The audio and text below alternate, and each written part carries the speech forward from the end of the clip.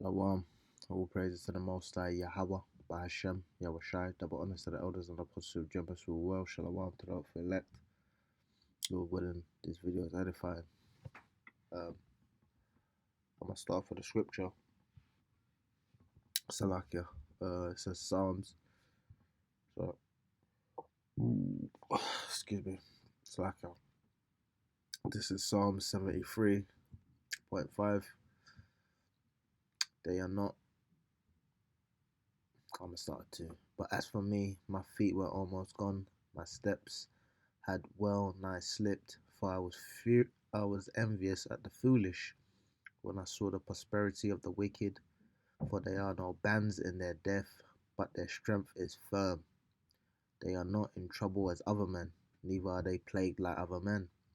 Therefore pride compasseth them about as a chain, violence covereth them as a garment. Their eyes stand out with fatness. They have more than heart could wish. They are corrupt and speak wickedly. Concerning oppression, they speak loftily. Now, this pretty much is talking about Esau Edom. And before I show this video quick, I'm gonna go through this poem. I brought this out before. This is by Pastor Martin Niamola. I don't know if that's the correct pronunciation, but we'll just go with that.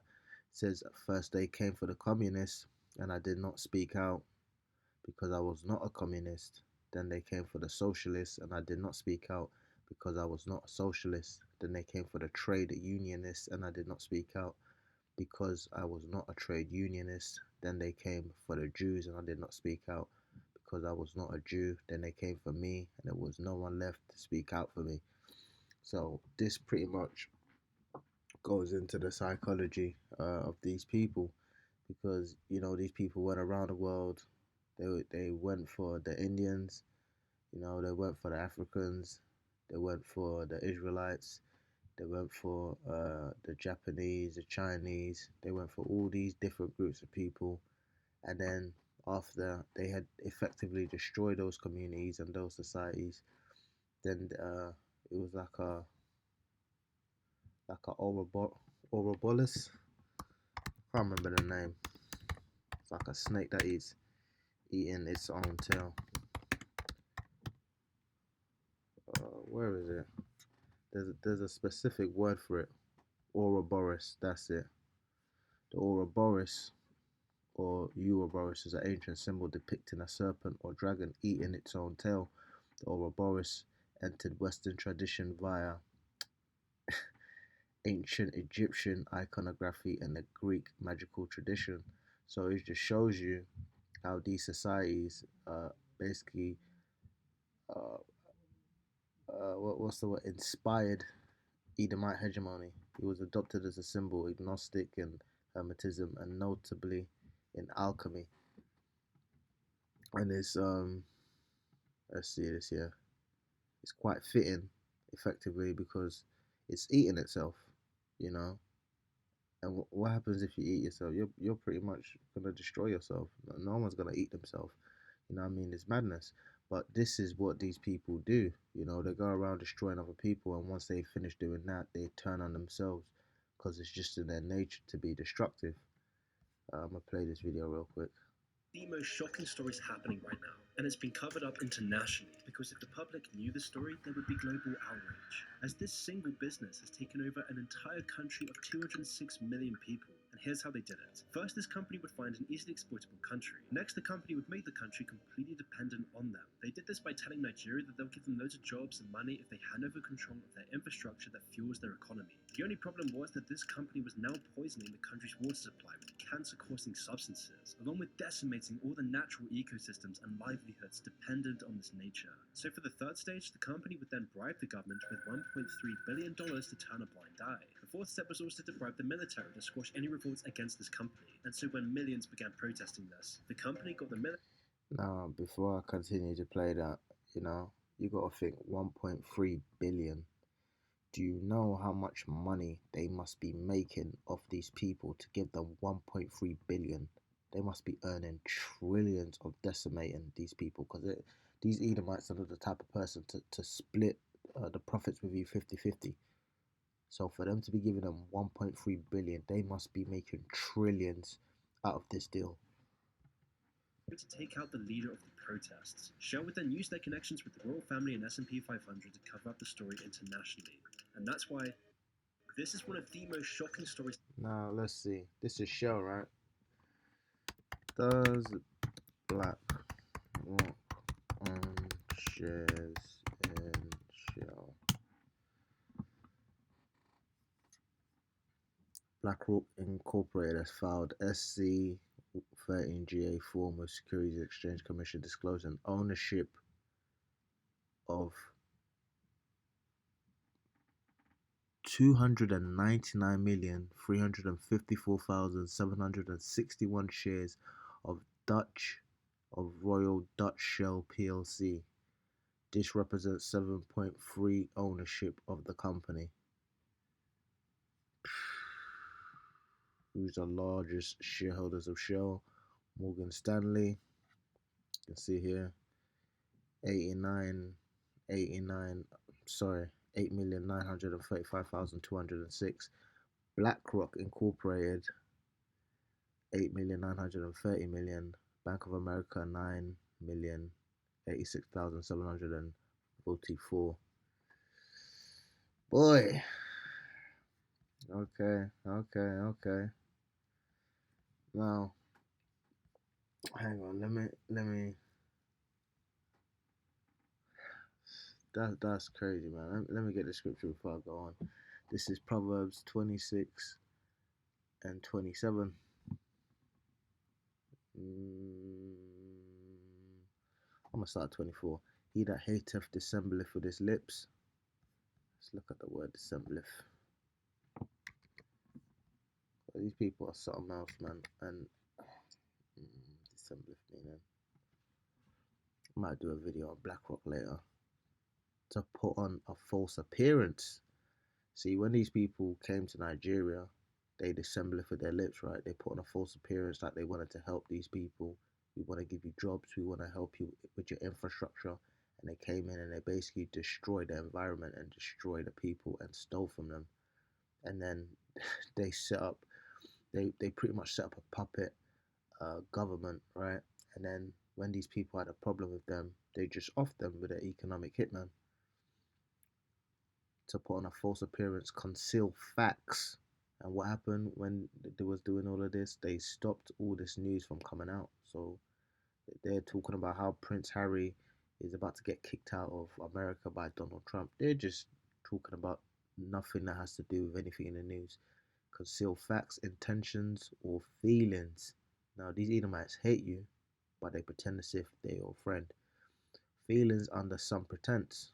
To put on a false appearance, conceal facts, intentions, or feelings under some pretense, yet dissembled about the risk involved. Dissembler.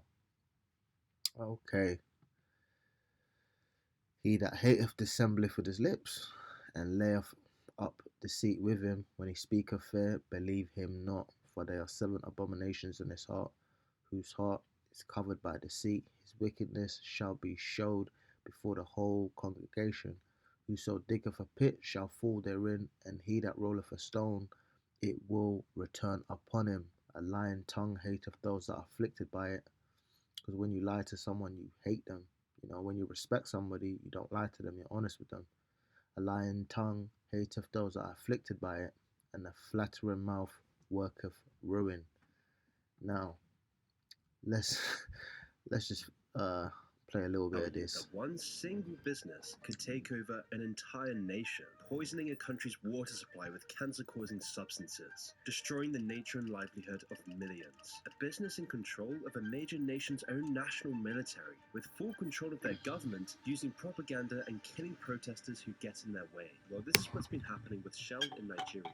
Shell, a business who's owned by some of the biggest royal families in the world, has now quite literally colonized an entire country. They have developed a blueprint for companies around the world to take over nations. This is a story that has been covered up internationally. Propaganda runs deep, because if people knew the true extent of the story, there would be global outrage. And it's time we talked about it. So how could one single company take over an entire nation? Well, there's several steps you have to take. The initial and most obvious step when taking over a foreign nation is first deciding which one will be the target. The location needs to have untapped resources, whether it be people, minerals, or oil. If you can get all three, that's perfect. And it's even better if these are the things that the majority of the country's revenue comes from, whether it be solely bananas, diamonds, copper, or the most prolific of all, oil. Secondly, the company needs to be able to control the government.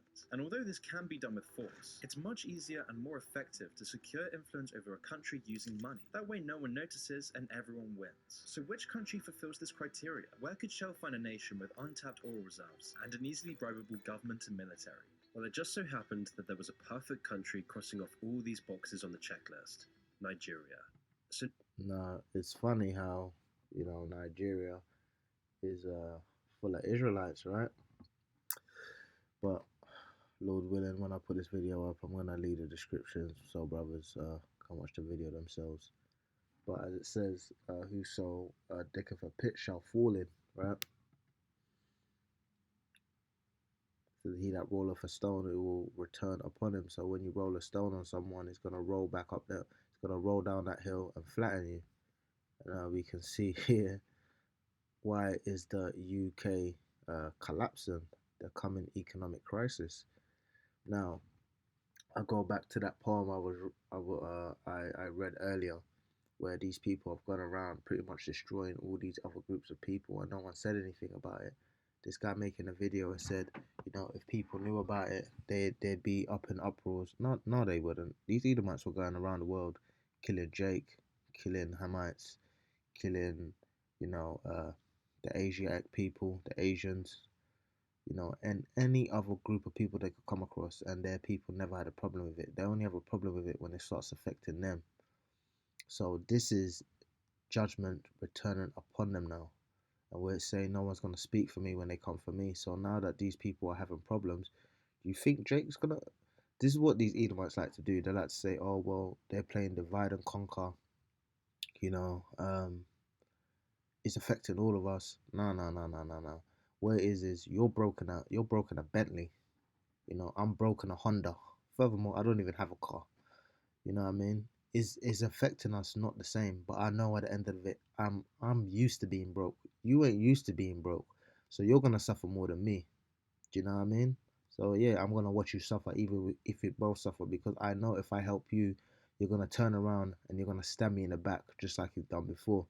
So everyone's pretty much catching on to what Esau did. I'm gonna play a little bit of the video. The UK's economy, the sixth largest in the world, completely collapsed. And right now the country is sitting on the verge of a very sinister crisis. This was a year How ago could this though. happen?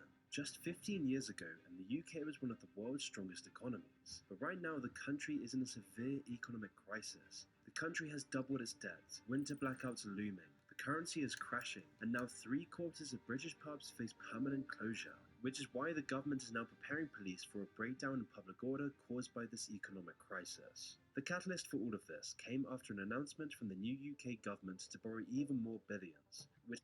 Where is the UK borrowing all this money from? I don't know. Let's see.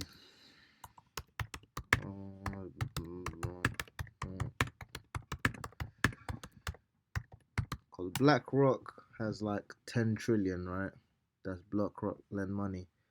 While every investment bears some risk, BlackRock takes a rigorous hands-on approach and has delivered positive lending income for every fund that has participated in lending since 1891.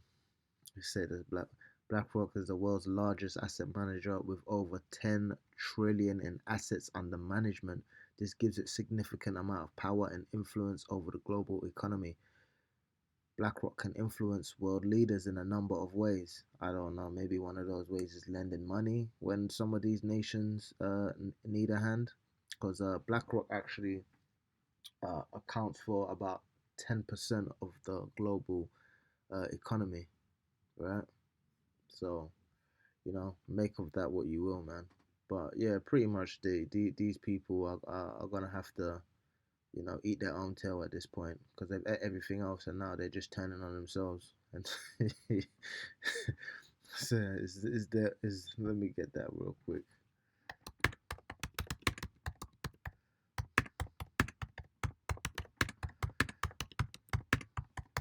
and I'm gonna end out in this. Concerning Edom, thus saith the Lord of hosts, is wisdom no more in Teman? Is counsel perished from the prudent? Is their wisdom vanished? Flee ye, turn back, dwell deep, O inhabitants of the dawn, for I will bring the calamity of Esau upon him, the time that will visit him. And the Lord is visiting Esau right now, man. And he's gonna have to pay for all of this stuff that he's done. He's a little vagabond running around in the earth, and he's gonna have to pay for that at this point. Even just to end it quick, I've got a bill, right? I've got a phone bill, and he's basically gone up by like how much? By about 12 to about 10 to 15 pounds since I got it. I had it like a year and a half. It's ended in about 7 months. But £15 has gone up, and they're saying it's because of inflation. That's crazy, And you gotta think, if you have a mortgage, if you have a car note, they actually up it with inflation, man. You know what I mean? Especially with how mortgages are now. You don't have a fixed mortgage; is variable, so you have to change it every couple of years. You know what I mean? Which is just purely wicked, man. This place is through. All praises to the Most High. Yahweh Hashem Yahweh Shai. Double honors to the elders and apostles of Jemas who are well. Shalom to the Lord willing, this video is edifying. Shalom. Kwam Yashala.